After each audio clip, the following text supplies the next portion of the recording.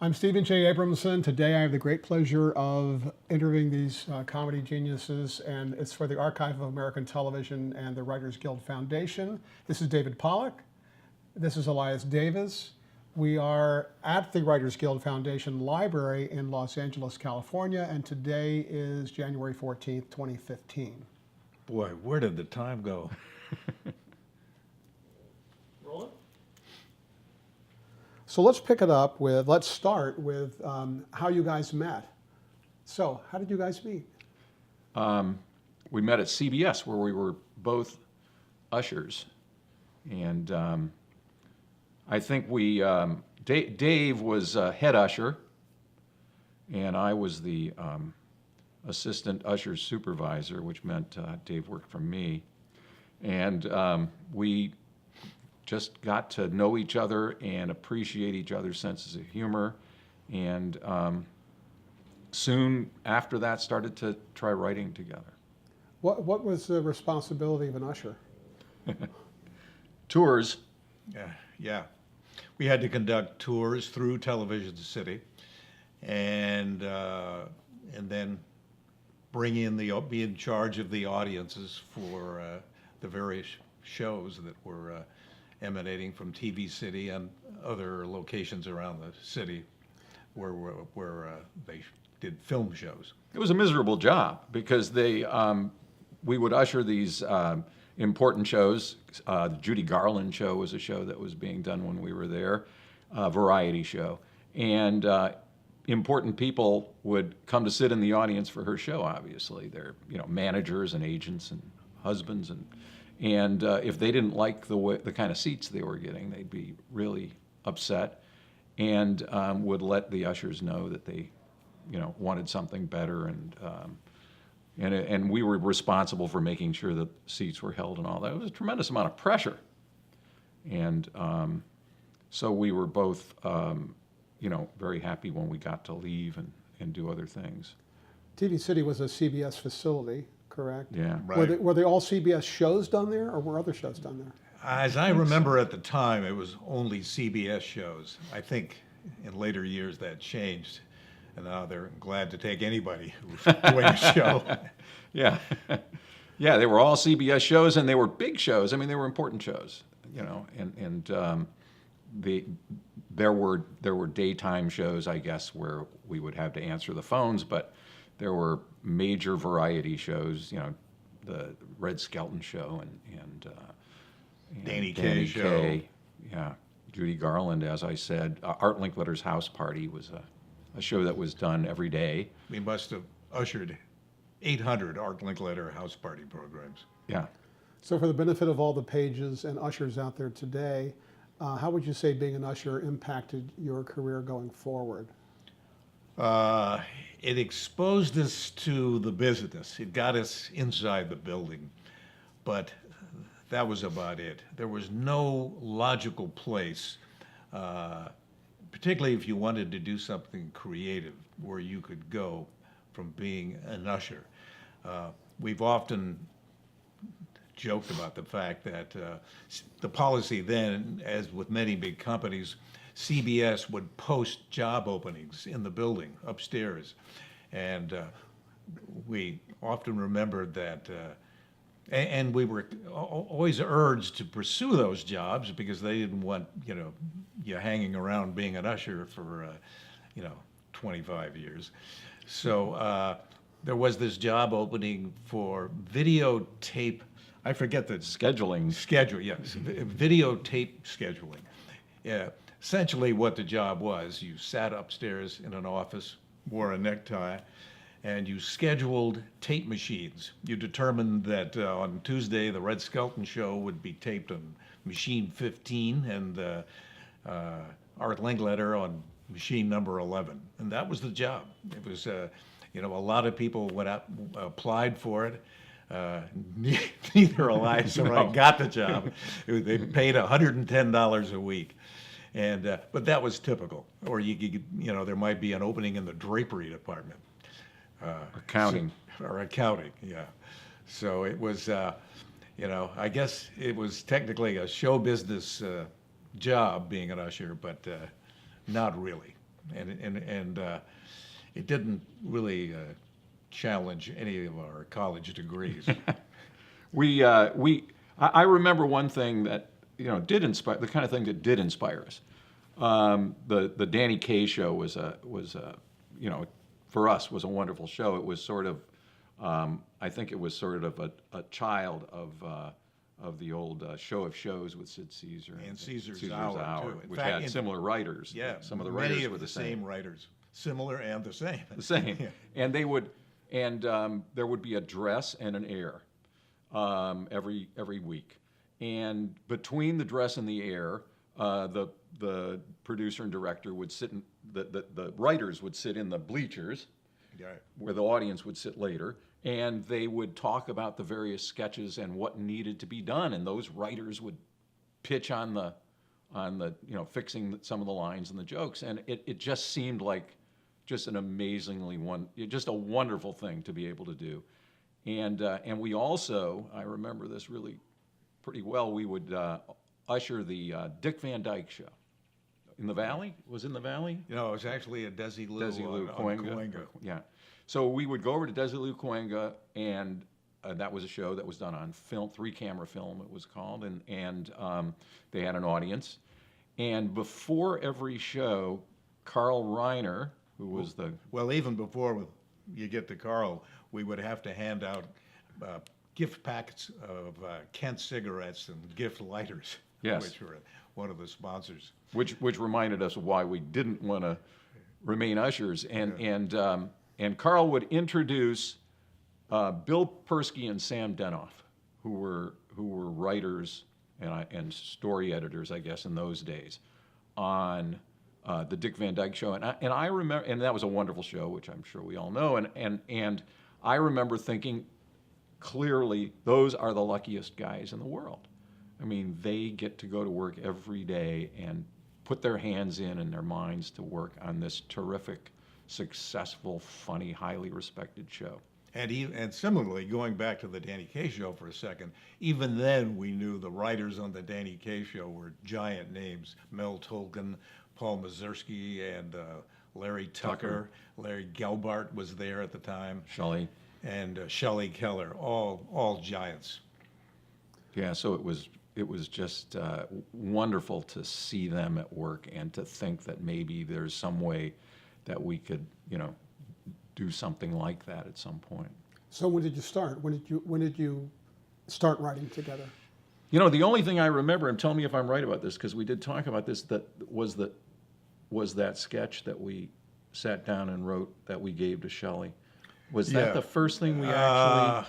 I think so. We wrote because Elias knew Shelley Keller, who was on the Danny Kaye show. We wrote was it a Danny Kaye? Yeah. A Danny Kaye show sketch having to do with intermission having to do with the then current trend of movie theater lobbies getting bigger and bigger with all kinds of, orange drinks and cascading colas and everything. It was, if we were to look at it today, it'd probably be a pretty embarrassing sketch. But we wrote this and gave it to Shelley, and I think he gave us notes on it. And, Maybe, yeah. Yeah, that was the first thing. We subsequently tried writing a Spec McHale's Navy. We wrote, we tried to... F-Troop. We wrote, story, conceivable story outlines for F-Troop.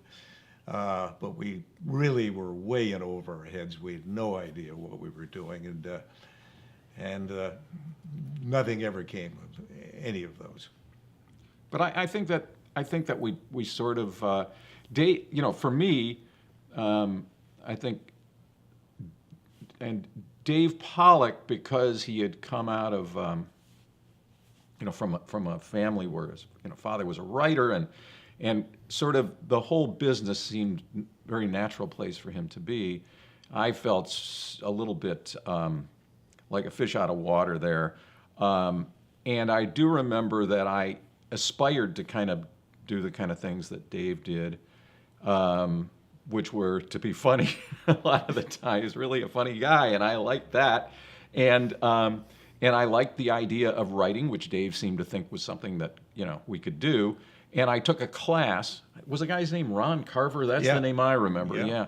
I took a class at UCLA Extension. It's funny you asked me for the name of the That's right. teacher Well, look, that I didn't have. Yes, and there'll be a lot more of that in the future. And I took this class from Ron Carver, which wasn't about any particular kind of comedy writing. It was just called comedy Was writing. that UCLA, right? Yeah, UCLA Extension.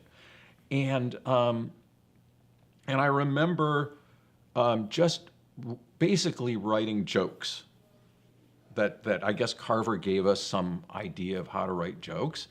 And I wrote some jokes, and I showed them to Dave, and he thought they were pretty funny. I actually remember one, Don't Expect Any Laughter, which was, and it made a lot of sense back in those days, that it was so cold that wherever it was, that Dick and Liz needed an electric blanket. That was the level of the humor that I was aspiring to. And, but I did actually get the feeling from that class that I might be able to write comedy, and I certainly thought Dave could, and we started to connect and think about that. There was also the thought that, writing to most people who wanted to be in show business wasn't particularly glamorous. The concept of going into a room with blank paper is so removed from being on stage or being around performers that it seemed that there was less competition. In later years, that sort of changed because they started teaching comedy writing in Ivy League schools. So every June, future comedy writers or dramatic writers just arrive in the city. But at least in our mind then, it seemed like it was a less competitive arena. So what was your process for that first time you sat down and even wrote the sketch? And is it a process that you stayed with through your career, or did it evolve? Well, oddly enough, it probably, I don't know that we can remember the first day we sat down to do this, but it probably was more or less the exact same process that we stayed with, and that all comedy writers stay with.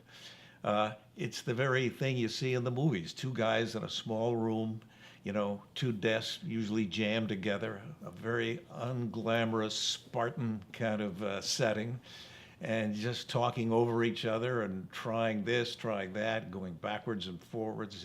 It's a very disorganized, yet in its own way, methodical and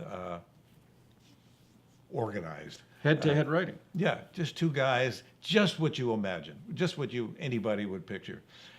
Well, okay, I got it. The guy comes in and he says X, Y, and Z, and then the other person says, "Well, what if he says A, B, and C?" It's just it's like getting into a tight parking space. Go up, back and forth, and ultimately, you I mean, there are writers who would write, say, on a situation comedy script. Each one would write a scene, and then they would swap the scenes. So I'd write a scene, Dave write a scene, then we'd swap them, and then we'd rewrite each other's scenes, and eventually the script would evolve that way. But we always, almost without fail, did exactly what Dave said, and we would argue, and we would.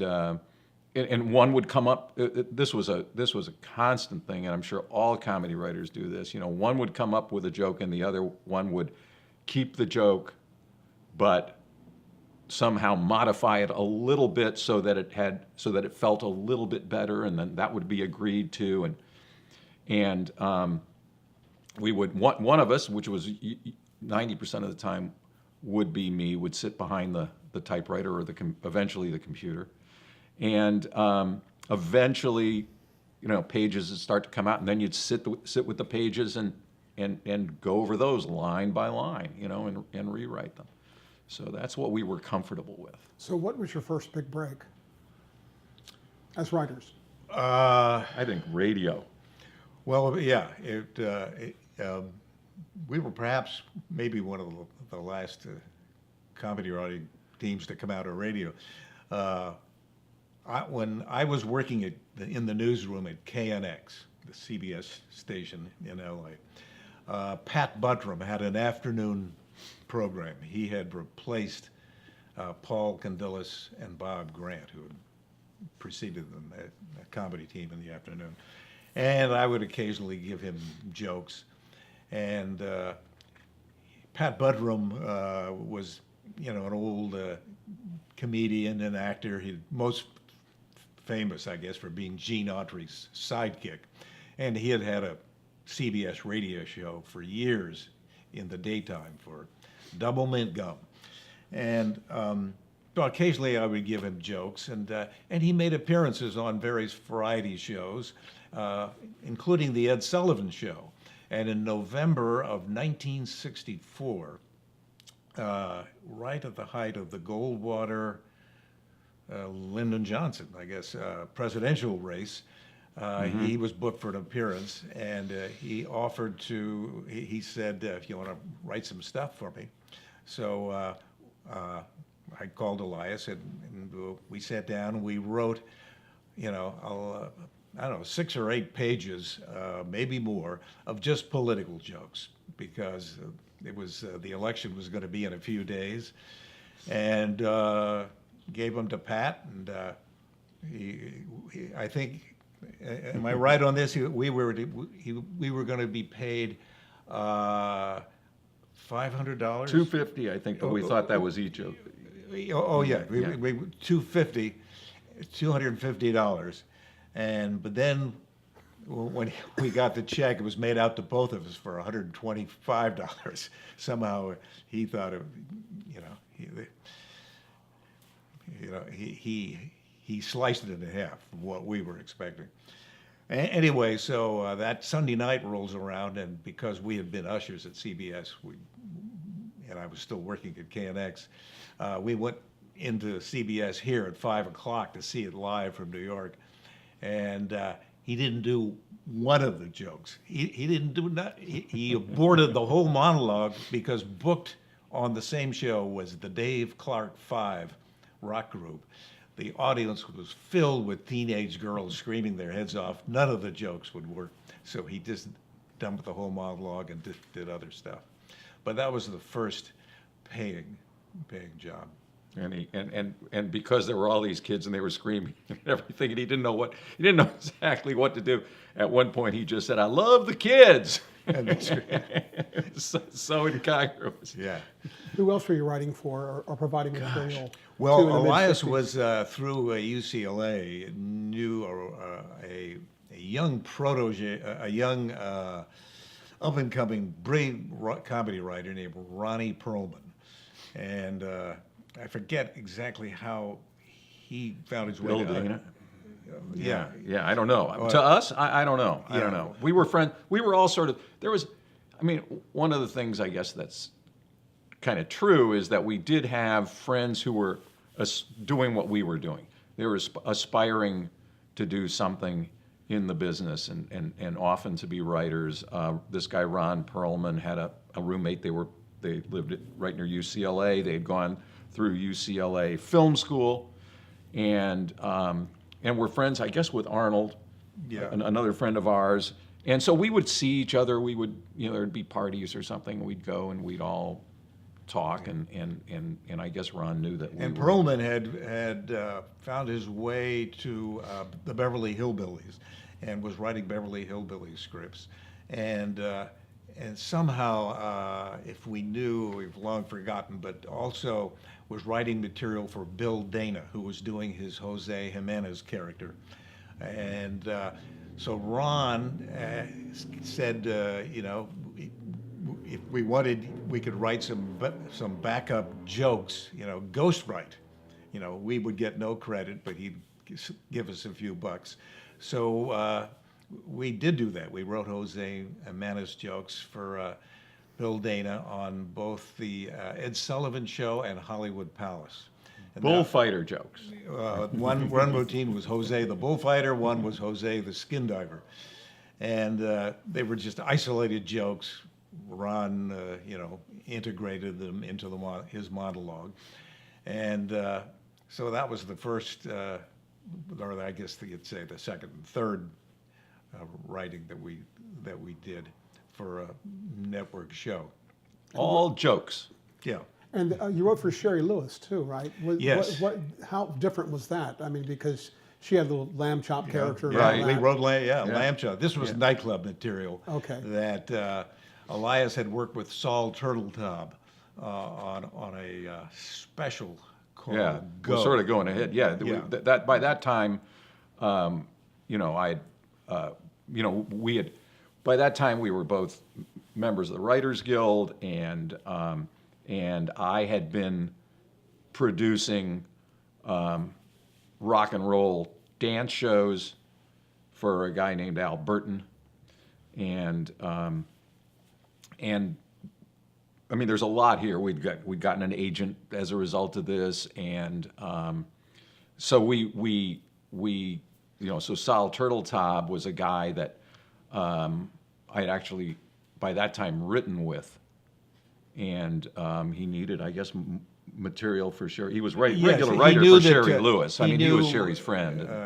Yeah, he knew that Sherry was. He had written the Sherry Lewis Show in New York Right. years earlier, so he knew very close with Sherry Lewis and her husband Jeremy Tarcher. I remember meeting them at their house, and but we did. Elias said we did jump ahead a little bit.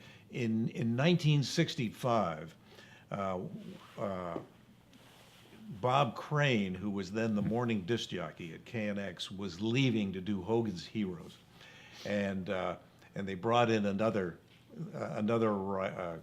performer to disc jockey. replace him, a disc jockey from Pittsburgh named Reg Cordick, who I subsequently ended up writing for.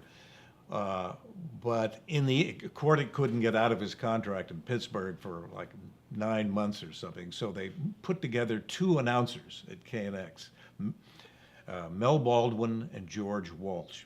They were just sort of staff guys. Mel Baldwin had hosted the overnight music show, Music Till Dawn, and George Walsh was read newscast and was an announcer. He was an announcer on Gunsmoke on radio.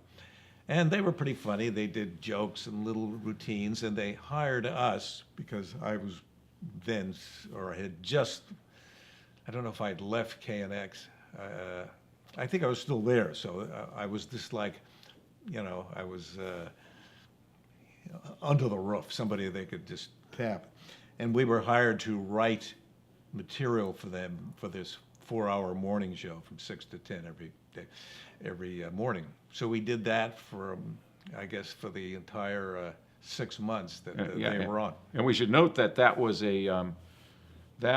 because it was KNX, CBS owned station. That was a Writers Guild job, and I shouldn't admit this because I have had something to do with the Writers Guild in the past, but we weren't getting paid Writers Guild minimum, so they would pay each one of us every other week, so they could meet the minimums. But we'd always help the other guy. Yeah. So we got together every day, and I think that was like a huge break for us because we were on a deadline. We had to write stuff for these guys every day. It wasn't. I mean, they were jokes, but at least the jokes were in the form of dialogue. They were all two-man kind of. But each day too, though, we would also do an extended multiple-page bit. A number bit, of them. we'd call them. Yeah. And it was big for us because we had to do it every day. Got together at I lived in an apartment with my wife on Hollywood Boulevard, and David come over, and we'd sit there like real writers, and work hard. Yeah. Yeah, that's when we discovered it's not fun to write. Yeah. Yeah, every day. And they were very appreciative. The two guys were very appreciative of the material, and they did it well, and that was a good experience. So how did you land the gig as writers for the Joey Bishop show, the late night show on ABC in the late 60s? Well, it did come out of, in a way, the experience that we were talking about before.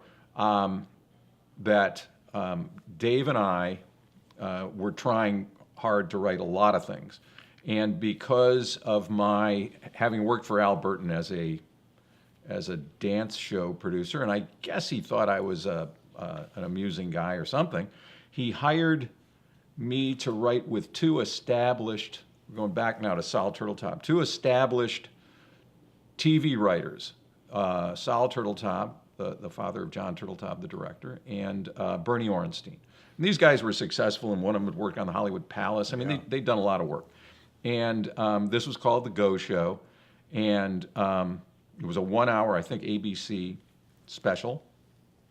And one night, I was sitting with Sal and Bernie at Bernie Orenstein's house in Beverly Hills, and their agent came by to have them sign some papers, and their agent was a guy named Bernie Weintraub, who was with what agency? Actually, GAC, General Artists He was Corporation. with GAC at the time. He was sort of the variety show guy, and He had started in New York and moved out here. yeah, and I met him, and he had an interest in me and Dave after I told him I had a writing partner, and he said, well, let's get together, and maybe something will work out, and if it doesn't, we can still be friends.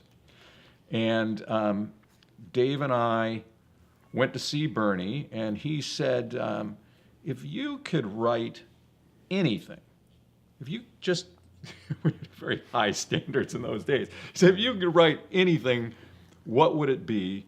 And we said, The Tonight Show, because we felt that it was the kind of show, we felt we could actually do it. I mean, that we could sit down and write for The Tonight Show. And then Johnny Johnny Carson. It Carson. was the Johnny Carson era already by then. And he said, well, it's interesting that you say that, because Joey Bishop is going to be hosting a late night show on ABC, and pretty soon, and they're looking for writers. So why don't you guys write some jokes for Joey Bishop, and if I like them, I'll send them over, and we'll see if we can get a job for you. And so the best part of this story, Yeah. we did write the jokes, but the best part of this story is your friendship. Well, again, KNX plays into this.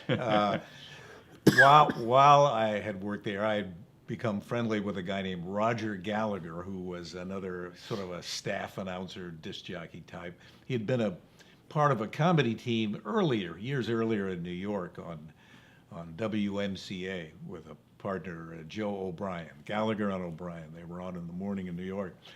And he had also had been a writer on The Tonight Show during Jack Parr's era, and writing under Paul Keyes, who I believe was the head writer. And so I had mentioned to him, I think we had gone to lunch one day, and I mentioned to Roger that, Elias and I were putting together some jokes to try for Joey Bishop. And so that was that. Elias and I, I think we struggled for a few weeks just trying to come up with jokes. And Joey was sort of an elusive figure for us because, well, we had seen him. He'd been a guest on a number of shows. He was on a panel show out in New York that Carl Reiner was also on at one point in the late 50s called Keep Talking, where he just would ad-lib stuff. And he had been a guest host of The Tonight Show, but he didn't have a style that we could easily lock into. It was hard to hear his voice in our ear. But nevertheless, we put together these jokes. And then one day Roger called and said, here's a great line you might want to use just for the opening, And I guess he knew Joey pretty well because he was considerably older than us, and he'd been around a while, Roger. He says, so he just, and I should preface this by saying, too, this was big. This was all over the news, challenging Johnny Carson and ABC getting into the late night comedy business. They had had some other late night shows, Les Crane and various people. But this was the first time they were going to follow the Tonight format. So Roger says, just, you know, or maybe he mailed it to me, I don't know. But the line was, are the ratings out yet? And so, And another one, which was, excuse me if I keep looking over my shoulder, but I keep expecting the regular host to come back. yeah. Based on the Yeah. fact that he had substituted a lot for Johnny yeah, Carson. that's right, yeah. So we included these lines in our in the material we brought to we sent to Bernie Weintraub to deliver to Joey. So we remember the dates because you know they were monumental to us at the time. So on March 7th, 1967. They get You remember the date. Yeah. Well, Yeah. they get the material, and in the interim, we had taken jobs just writing promos for local stations. Elias was at KHJ Channel 9, and I was at KNXT. And so we'd call on the phone. We heard nothing yet. And when this went on for like weeks, finally on March 29th, we got a call to go in and see. Meet with Joey and Paul Orr, who was the producer, and we did. Bernie met us, and we went and had the meeting. Well, before we went out, I guess we went and had something to eat with Bernie or something. He brought us That's right. chocolate That's candy, right. so we That's would right. have a sweet meeting. That's right. It says more about Bernie Weintraub. So we have the meeting, and Joey says to us, "Well, you know, these are fine, but how many of these can you come up with?" And Bernie jumps up and says, "Well, how many do you need?" And he says, "Well, just 2 or 3 a night." He says, "Oh, well, come on, guys, we got the job." Yeah. That was typical of Bernie. Bernie was a very blustery, larger-than-life kind of guy. Not untypical of agents. And so we did. We were hired. I think we got. Well, I think you need to mention, though, that because it's. Well, yeah. I was. Oh, you're going to get there. Yeah, Okay. yeah. All right. Good. Yeah, but how much did we get? We got $250 a week or something. Yes. Two a Yes. piece. Yes. $250 a week Yeah, a piece. yeah. And so we start to work there at the show came out of the old 1313 Vine building where ABC was at the time, just south of Sunset. And opening night, Joey, and we were there for a week ahead, so we were writing. We wrote enough material, along with other writers. Don Sherman was another writer, Jim Critchfield, a fellow named Trustin Howard. Various times, I think other writers were in and out of there. And so Joey comes out on the opening night. First joke is, ratings out yet? It wasn't even our line, it was Roger.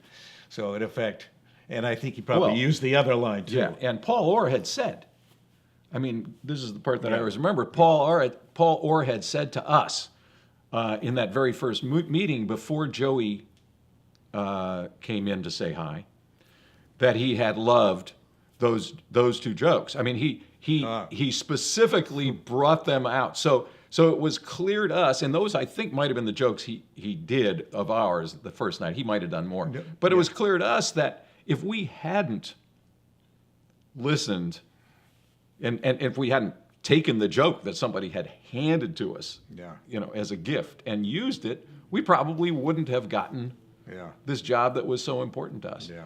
And I taught for a while at USC, and when students would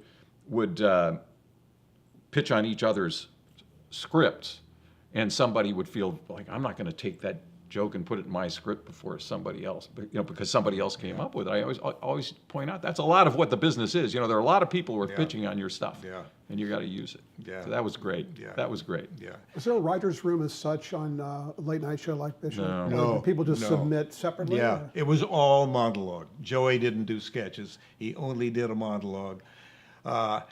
It was a rough job. Joey was not an easy guy to write for. He only wanted material that looked like he just thought of it. If it was a complicated joke, an intricate joke with a a strong punchline, that strong punchline only scared him because if it didn't work, it just sat there. So everything had to sound spontaneous. It drove us crazy. We would write 20 jokes, we'd come in at 10 in the morning, we'd write till like 1:30 or 2. The secretary would collect the jokes, and we couldn't go home. We had to wait around, and sometimes at 3:30, she'd come back and say, he needs more. Often, she would say. Often. I mean, we would write like 40 a day sometimes, and the other guys were writing them too. It was just a lot of pressure, and Joey was, he would get angry, he would yell. He was, it was just it was not an easy assignment, particularly for a first TV job. He would never understand. He would never understand. I mean, this was sort of an insight into the guy, and my guess is it's an insight into other performers, though we haven't had this happen very often. But on a day where he wouldn't take any jokes from us in the first batch, he wouldn't take jokes from anybody, and it never occurred to him that this was his problem, that the writers didn't even talk to each other. It was something going on in his head that day that he just wasn't going to like anything. He was upset, or I don't want to analyze the guy, but the fact of the matter is he saw writers sort of as this one monolith. Yeah, we were all lousy on the same day or good on the Yeah. same day. And I think we certainly had very short option periods, but yet we did manage to get picked up, for 2 or 3 times, and then ultimately left after about 9 or 10 months when, through Bernie Weintraub, we got an offer to go to the Pat Boone show and write sketches. But he had, the writers, and you talk to other writers who wrote for Joey at the time, would know that their options, our options were coming up, the option period. And so as a group, we would ask for a meeting with Joey, and we'd all gather together in Joey's office, and one of us would say, Joey, we get the feeling you're not happy. This is what we would say.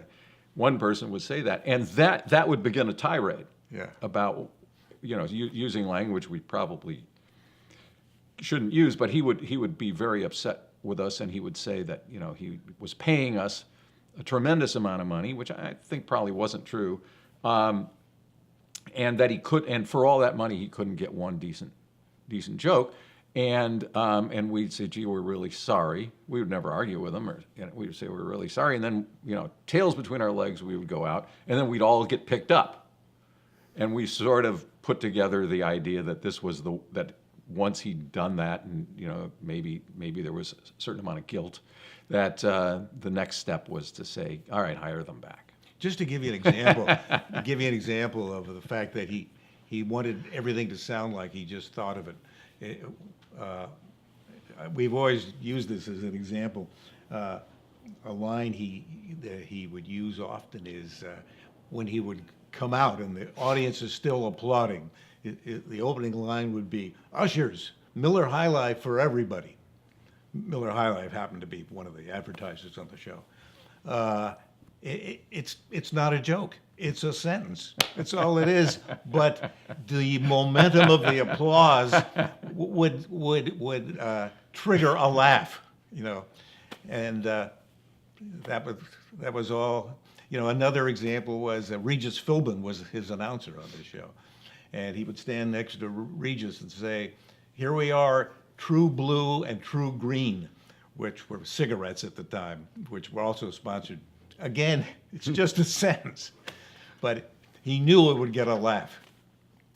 Speaking of Regis, this is his first real national gig, wasn't it? No. Regis had replaced Steve Allen prior on the Westinghouse series that Steve Allen did. So it was a syndicated series. So he had been on from coast to coast. I mean, he was nationally known, but it was in a way a step back, I guess, because he was just sort of a sidekick. And as I recall, not even one who sat on the couch. He was just he would chat with Joey from time to time on the show, and he would read commercial billboards and that sort of thing. Really nice guy. Very really nice guy. pleasant guy. Yeah. He famously walked off the set or something like that in an episode. What was, were you all then, were you there at the time? Or do you remember? Regis walked off? Yeah. Yeah, I do recall. I think that came, though, after we had left. Joey would often come back with the writers, and he knew, we were all sort of quartered in one section of the complex there where we worked, and he would come back and commiserate with us. He had a rough time with Joey too at his level. He'd have to walk with Joey. Joey had this thing about, he told the writers, if you can't come up with anything, just go take a walk and get them malted, he'd always say. So and Regis and Joey would do this. Regis would be pressured into walking every afternoon with Joey. We did the show live at 8:30 every night, live To New York. to hit to New York at 11:30, and they'd be walking around that area of Vine Street, by those markets and stuff, and Regis would have to go along and then come in and commiserate with us. And you want to tell the story about the dart game, the dart board? Oh, no, you tell it, because I just remember that we had one in our office, but I don't. Somehow we ended up with a dart. Oh, yeah, a you dart needed to board, win or something? A dart board Yeah, in our office. yeah. And he would come by, and occasionally we would play darts. And there was one day where I guess he did win a lot of the times. Yeah, And yeah. one time, either I won or Elias, and he was sure he would. He got so angry about it, and we finally had to take the dartboard down. That was it for the dartboard. Well, Regis later revealed that was a stunt about walking off. I think he wrote When about he that. walked off. Yeah. Oh. So what did you learn? This is your first real full-time kind of gig, Yeah. the television show. What did you learn from that being your first experience that you took to like the Steve Allen show in the late '60s? I'll tell you something that we learned that's not right on the subject of writing, but what we learned was to love the Writers Guild, because at a certain point, I don't know how long we'd been Yeah, there. I know what you're We got a phone call one day from a couple of guys. Well, it must have been attorneys of the guild, right? Yeah, both. Yes, Yeah, it was yeah. Tony and Len Chasman. Ah. They called us, and Tony Sauber at the time was the legal department of the Writers Guild, and Len was in contracts or something like that. And they both continued to do that kind of work for a long time, and they called to let us know that we had done what we were supposed to do, and we had filed our contracts with the Writers Guild, and that in just a normal course of business, they had looked at the contracts, and they had discovered that we had been signed to a substandard contract. And the essence of it was that if you worked on a sitcom, you say Dave and I wrote a sitcom script, which we often did. We would split minimum on that script. But on a variety show, you're not allowed to do that. You can't pay a team of writers minimum for whatever work they're doing on that. It was on that called variety show. the aggregate minimum. Yeah, I Wasn't guess. that it? I guess. Was it- So all of the writers. yeah. Well, no. This was just you and me. This Oh. referred just to you and me. And so, in effect, Bernie Weintraub, who had probably never gotten a job for brand new writers like us on a variety show, in this case didn't know about that, and whether or not the other side did is open to question. But they then contacted the production company, and we got big checks from, they seemed big then, for having, and our salaries got bumped up from that point on. So that was a lesson. Doesn't have anything to do with how we wrote, but it was an important one in terms of understanding the importance of the guild. Specifically to your question, though, as to what we then took to other shows of the Steve Allen show, it was so outrageous. The situation with Joey was so obviously, over time, it became so obviously outrageous that you just assume everybody's not going to be like Joey, and of course they weren't. I mean, it wasn't. There were fun days, and we had a good time, and all the other writers were, fun guys to hang out with. So I mean, it wasn't just a house of horrors, but it was a rough first assignment. And we did learn. I mean, I don't know if we learned anything technical about how to write a joke, but we certainly learned that the feel of coming in every day, sitting down at similar to what we'd done in radio, but the stakes were bigger, and that it was hard, and that we had to do this stuff, and that somebody might not be happy with it. And despite the fact that you'd come up with all the jokes that day that you could possibly think you could come up with, that later in the day somebody'd ask you for more and you'd have to do it. And that kind of is the way, it's the way the business works in situation comedies and I think our ride is here. yeah. So how did the Steve Allen Show come about for you guys? And what I guess when you're writing a specific person, a host like that, you probably have to find their voice. Yeah. What was different about writing for Steve Allen? How did you get the gig? And then what was different about writing for him than for writing for Joey Bishop? Well, we first went to, as Dave was saying, we first went to Pat Boone. Yeah, because Right, okay. and the producers of the Pat Boone Show were Bernie Kukoff and Jeff Harris, and we were hired there to write sketches, and this was an era when everybody was doing 90-minute talk shows, and so getting guests for the Pat Boone Show in late 1967 and early 1968 was really hard. So we were at the mercy of writing sketches for whatever combination of guests we could get on one show. So and we can remember we had Jack Palance and Pat Paulson in a sketch with Pat. We had Dustin Hoffman, who nobody knew then. He had just finished his first movie. What was The Graduate? The Graduate. The Graduate. Exactly. He was promoting The Graduate. Nobody knew who Dustin Hoffman was. He was in a sketch with Henny Youngman, if you can imagine. And we had a great combination was who was the comedian? Richard Pryor and Professor Irwin Corey. Oh, wow. in a sketch. And was Pat Boone in some of the sketches? Oh, he himself? would be in all of them. Okay. So, which only made the combinations even more preposterous. Right. So we would grind out these sketches every day, and we really didn't know how to write sketches. We sort of had to learn. So many of them were pretty sloppy, and would not be, things we would be particularly proud of today. But just the process of doing it every day, and we just sort of learned on the fly.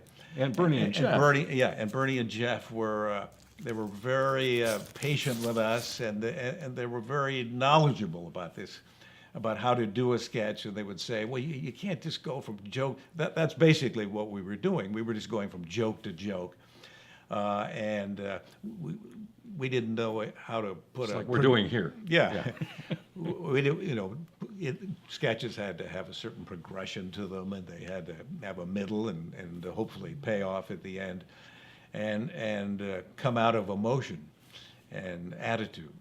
And It was great. It was in a way it was perfect because it was a syndicated show. So you didn't have the pressure that you had to deliver big ratings. Nobody knew what the ratings were. You didn't have the pressure because nobody was watching. Right. There was on at different times all over the country. Yeah. And Bernie and Jeff were two just really nice guys who had gotten together in New York. Jeff had written special material for Barbra Streisand and stuff, and Bernie had been they both Bernie had been an actor, and Jeff, when he was a kid, was an actor, and they were very comfortable in the business, and they were very hardworking guys and trying to do a lot of different things. And they were appreciative, and Pat Boone was a terrific guy, really a nice guy. And so, because of what Dave's saying, that you got thrown these weird kind of combinations of people on a daily basis, you had to sit there and figure out, how are we going to put these people together in something that might make some sense? Right. Yeah, some days less successful than Yeah, others. yeah, I'm sure. But to your question, how we ended up with Steve Allen was that Steve Allen inherited that program, so he more or less inherited us. We were there first, and he came in and replaced Pat Boone. And I'm sure a somewhat awkward kind of situation, although we weren't privy to all that. But suddenly, on one Friday, the rumor was out that Steve was going to be replacing Steve. Pat. That was going to be replacing Pat, and I remember Don Rickles was a guest on that show. On that last Pat Boone show, and nobody was discussing this, since least of all in front of Pat. And Rickles was going around in front of Pat saying, why is Steve Allen here measuring the woodwork and looking at the drapes? And sure enough, after the Pat Boone show ended, this was for Filmways Television, Steve Allen took over that show. What a great break for us. Yeah. I mean, Pat was a nice guy, but had no reputation whatsoever as a TV comedy guy. And all of a sudden, one of the literally legendary figures in TV comedy, a pioneer and who's still had a tremendous following, is taking over the show, and we get to be. Yeah. Bernie and Jeff and Dave and I got to be part of it. It was And as really I had amazing. mentioned earlier, Steve was, when he was on the Tonight Show, I thought he was the funniest guy in the world. And years earlier, in 1957, when I had been in the Army stationed near New York City, Fort Slocum, New York, on weekends I would go just to fill out a weekend. I would go to his TV show and just sit there in the audience. And he was on Sunday nights at that time. So this was a lot easier. Working for Steve was like a dream job. We both had watched him so much. We knew his speech cadences and his attitudes. We were writing sketches for him, but Steve was not like, say, Jackie Gleason or Sid Caesar, who would just inhabit a character.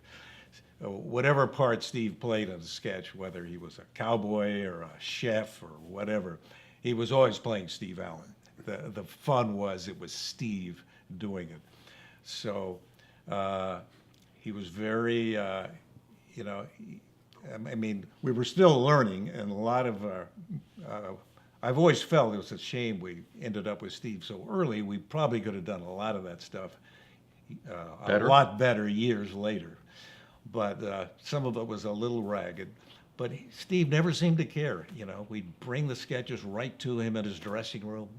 He would read them in front of us, usually laying on a slant board, silently to himself. We'd just sit there.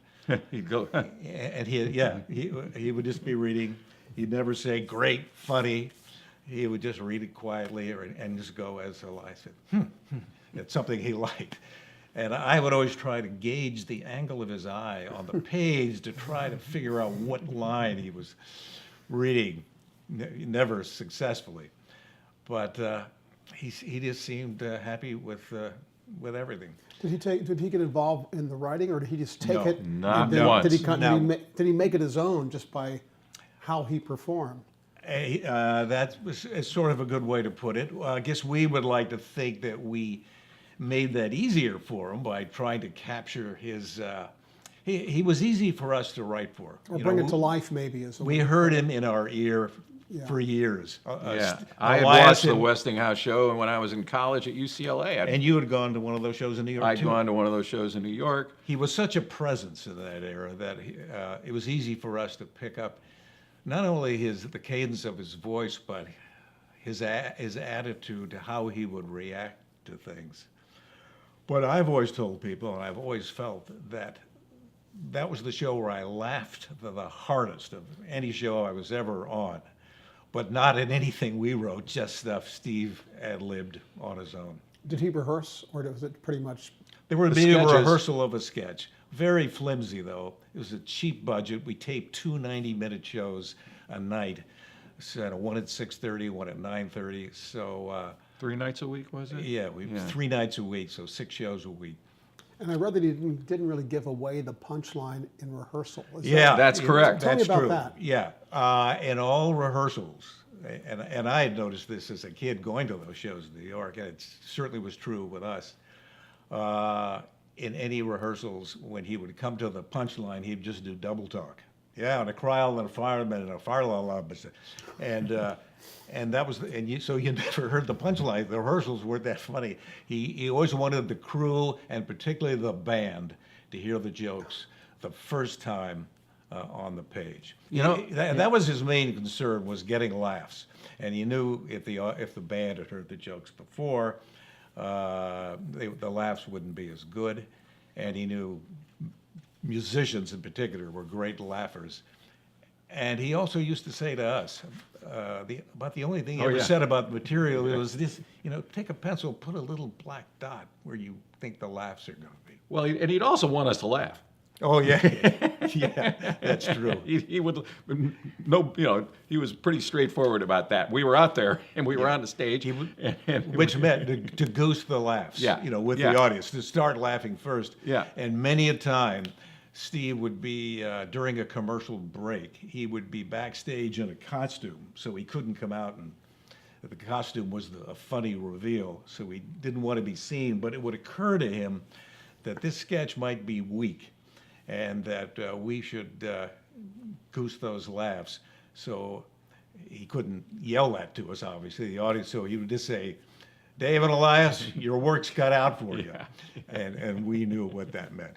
At this point, did you prefer writing sketch comedy or joke writing? I think sketch comedy. I think we thought, that it was a higher level. It's like you start with jokes. Well, the because- sketches had jokes, Yeah. so it was really, But particularly with Steve. But it felt like we were doing more like, quote, real writing, One thing I think is interesting, doesn't have anything to do with writing, but I think, Dave pointed out to me one time when we had all these years of writing variety shows, because we did that exclusive of anything else for a long time, and that there was something really, really great and about and entertaining about variety shows. The band would be there, the music would be live. You'd have sketch comedy and singers. I mean, it was a really involving kind of experience, and the Steve Allen Show had a lot of that. There was a terrific band, Paul Smith's band, and Steve would play the piano, and the musicians in the band were really great, and we'd have great musical. I mean, we had wonderful musical guests and big rock bands and stuff that would come. So doing the show was it was visceral. And immediate. It had that live look, even though we were on tape. We never stopped tape. Never. That was one day a fire broke out in the PA panel behind the audience, and the fire engines came and firemen were in there. We kept taping, and Steve was back there interviewing the firemen and gave them a salami when they got the fire out. It was total. Anything that went wrong just worked into the show. We had Steve. He would do anything. Yeah, we lathered that's him. What was great. We lathered him with dog food once. We were spoofing some commercial that was popular at the time. We had dog food all over him, and he yelled "Gravy Train," and 8 dogs came running out on the stage. We strapped him to the hood of an old Pontiac and taped him driving down the street as a human hood ornament. He did sketches with lions and camels, you know, he never complained or balked. He did say to us one day, "You guys must really have hated your father." That was about it. Yeah, we would just do things that, you know, I don't even remember why we did it, but I remember We were that. carrying over the sort of Yeah.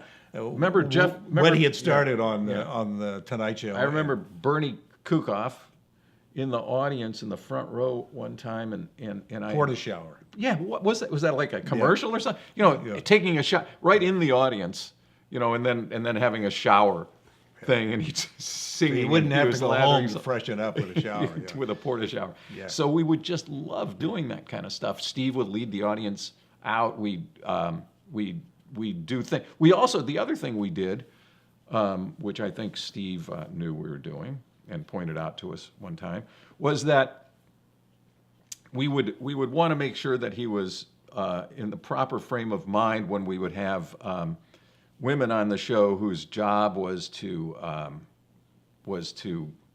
represent, you know, Miss Cantaloupe or whatever the Yeah. you know, the name of the particular promotion Beautiful was. girls promoting her like Miss Pickle. And just to make sure that Steve was really comfortable in this kind of circumstance, we would ask the prop guy when he prepared Steve's orange juice to Yeah. pour a little vodka into the orange He was juice. always drinking oranges. And so we would Oh, just. that's- So that's the level at which we were involved in this thing. Of course, he knew we were doing it and pointed out to us one time that he knew we were doing And it. we were really just mimicking formats that Bill Harback had used on the Tonight Show, and who was your friend on the Westinghouse show who produced that? Oh, Milt Hoffman. Milt Hoffman had used on the Westinghouse series of having, we called them kook guests, but these were really people who for whatever reason had wacky occupations, like playing oriental gongs with stalks of celery and vegetables, you know, and teaching Steve how to do it. And the only ground rules were that Steve could not know in advance, could not meet the person in advance, and the person had to be totally serious. It couldn't be like, he had to be totally straight.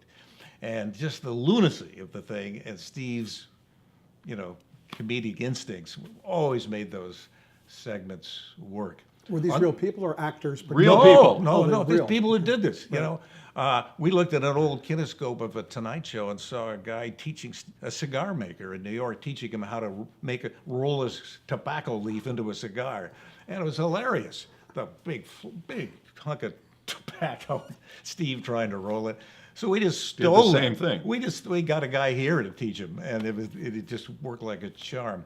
We never had to write monologues for Steve, so that was it. Steve never did monologues, even on the Tonight Show. He would just be discovered at the top of the show, sitting at a piano and reading notes from the audience. The transition that we've made here, which probably nobody would actually think of, is that during the first year, we didn't do any of that stuff because we were writers, and that was our whole job, was to Yeah, that's right. come up with the sketches and you know, Just anything written. anything written was ours. The second year, we were promoted to being, I guess, what today are called showrunners. So we ran the show in the second year and got to do all of this kind of, you know, oversee the booking of these kinds of guests and more involved with trying to, you know, get behind what we thought was the best stuff that Steve did. The interesting thing about any show that Steve did like this was the subliminal elements at play there were to create the illusion that Steve just arrived at the theater about 20 minutes before the show started, and the show was being produced at the same time it was being broadcast. So there was always this sort of a little bit of the show being a shambles, which made the audience sort of identify with Steve. You know, he was always saying things like, "On the air, do we do the song now or the station break?" You know, so there was always that element, and it worked great.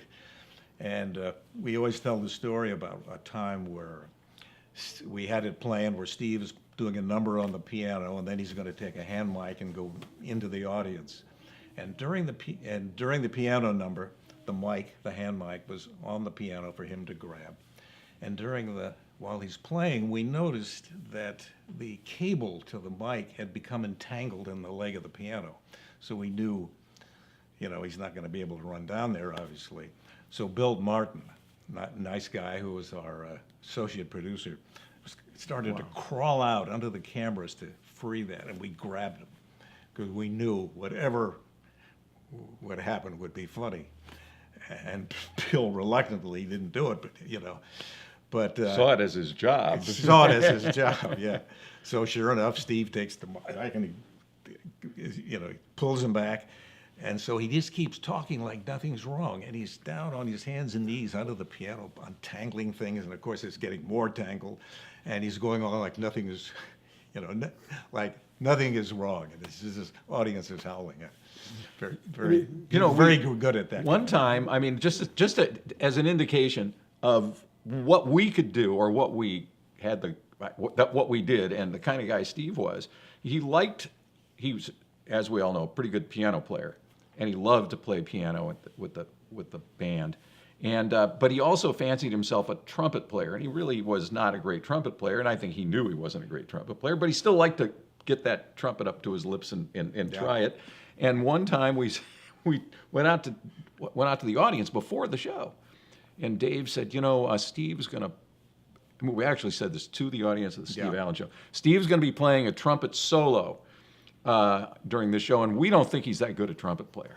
So at the time when he starts, somebody, I don't know who it was, maybe it was me, is going to stand up and say, I don't have to take this, and is going to walk out, and we want everybody in the audience to stand up and follow him out. And we did it. And Steve laughed. I mean, it was like you could do that with Steve, and he would be fine with it. It would be like we would be able to be honest about what he did, and he would be able to do what he wanted to do, but still understand somebody else's perspective on it. And it was pretty remarkable that you could do that kind of thing with a star of a show.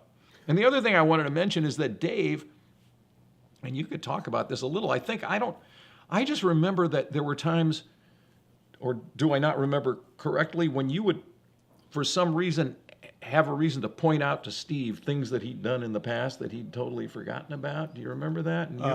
Yeah. Well, because I'd watched him so much. This probably reflects more negatively on me than Steve, but he did this routine called Big Bill Allen, the sportscaster, and he would have a trumpet on the desk in the old days in New York, where he would do little musical little blasts of trumpet between sports items. So when we were setting it up, I had told the guys, in the script, there's a trumpet on the stage, on the desk. So we're rehearsing it out there on the stage before, and Steve says, "What's this trumpet doing here? I don't need that." And I said, "Well, don't you?" When I was explaining how he did his bit, he said, "Okay, if you want." Okay, let's take a break, and we'll Okay. come back and continue. All right, thanks.